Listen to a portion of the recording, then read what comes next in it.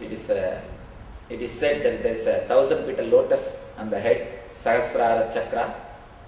When your energy reaches there, when your Kundalini Shakti reaches there, the 1,000-petal lotus blossoms and it starts spreading the Ananda Gandha or Ananda, the bliss, smell of bliss, the joy and ecstasy. Actually, if you open and see, you will not find lotus, you will find only clay. If you open and see, you will not find lotus. It is not physical, it is metaphysical. It is metaphysical experience expressed in a different terms, the different words. When a disciple hears, he visualizes it in a different way.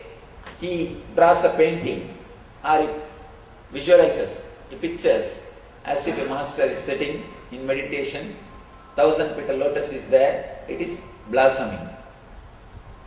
When a metaphysical experience is conceived and understood in a physical way, it becomes mythological story. It becomes Purana. It becomes Smriti. It is not completely fact, but it is truth. Understand? The master experiencing the 1,000-petal lotus flowering in his being is not fact, but truth. There is a very big difference between the fact and truth. Fact is what you see with the two eyes. Truth is what you experience, what you can perceive only through the third eye. Truth is the third dimension of fact. Truth is something more than fact.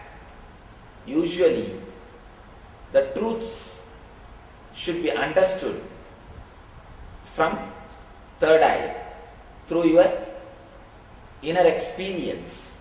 If you try to analyze the truth with your limited vision, with your logic of facts, you will miss the whole juice of it.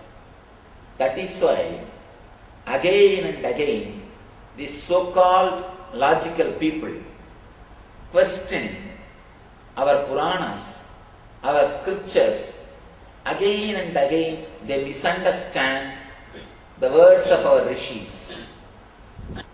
Our so-called logical thinkers are formed in our system because they don't understand the difference between fact and truth.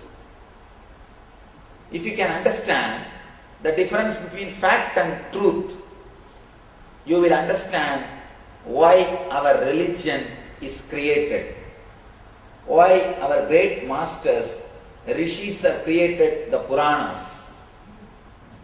Some Puranas say things which you can't logically relate. If you are a really logical person, you can never relate to the Puranas. But an ultimate experienced person, a person who has become enlightened, why should he say such an illogical thing? Why should he make a statement which doesn't suit our logic? He makes the statement from the level of truth. We try to understand it from the level of facts.